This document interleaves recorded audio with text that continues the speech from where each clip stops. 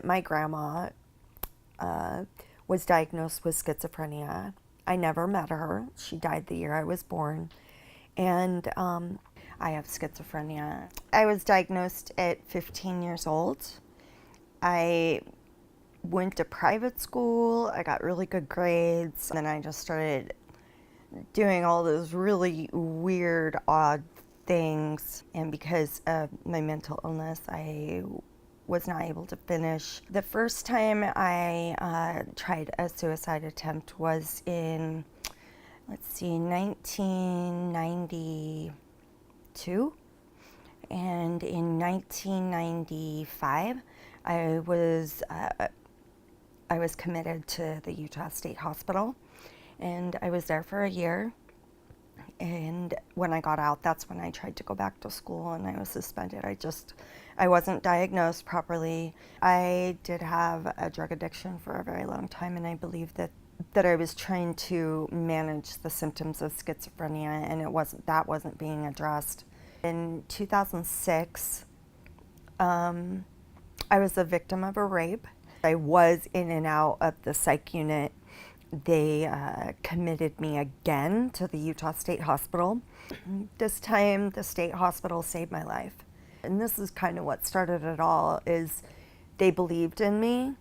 The medical director calls down to my unit and says, "Can I speak to Ginger?" And the nurses were like, why does the medical director want to talk to our patient?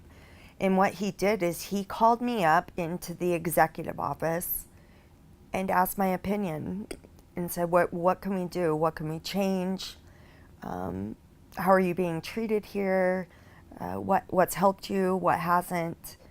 And when I got out, that had made a difference. My therapist kept telling me, you need to use your voice. Use your voice. And when I got out, I started using my voice, and that helped me.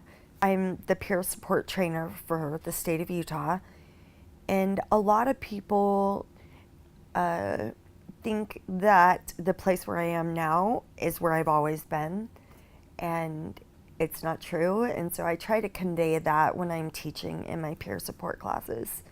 I try to say, this is not where I've always been. I was afraid, but I did it afraid.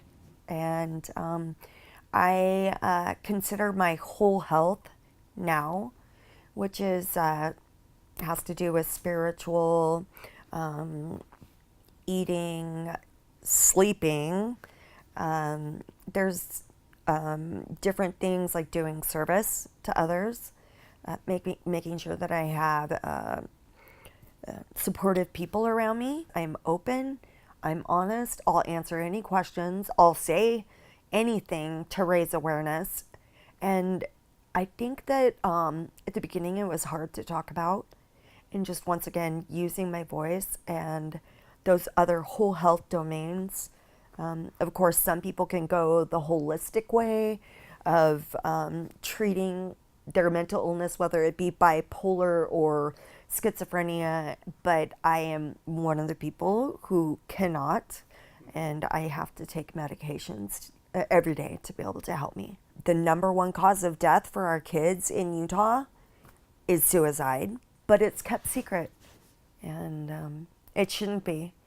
I would like people to say out loud or in an obituary or at a funeral or whenever we talk about a person with mental illness or substance use disorder, say it out loud. When I do my trainings, people are very ashamed that they start feeling suicidal or or if they've had to go back into the psychiatric unit or something like that, they're very ashamed. I have always told them this story. When I was in the psychiatric unit, I had made an attempt. I tried to hang myself. And the man, he's the executive director, he came up to the psych unit. We're sitting in the visitor's room, and he came up and he hired me for a job. And he said, "Do you want to work for us?" And here I am in the psych unit going, I'm a total mess, I'm a disaster, and you came up here to hire me for a job. And so I always tell my peers, it's not the end. There are these 10 domains of whole health. And I've spoken at several conferences and things like that. And I just want to say that the 11th domain is Anise the dog. She goes with me to work. Huh. She goes with me on the airplane. Huh. And we're actually speaking at a conference in Washington, D.C. And she's coming with me. Right? Everybody loves her at the training. She's so cool. And so she's my 11th domain of whole health that I will say when I have had thoughts of suicide, a niece is what keeps me from doing that. Because I don't want to leave her alone. And I don't want something to happen to me and she's alone in an apartment, not getting food and water. So she's literally saved my life. When I've had those thoughts, she saved my life. So I just wanted to say that. I love you.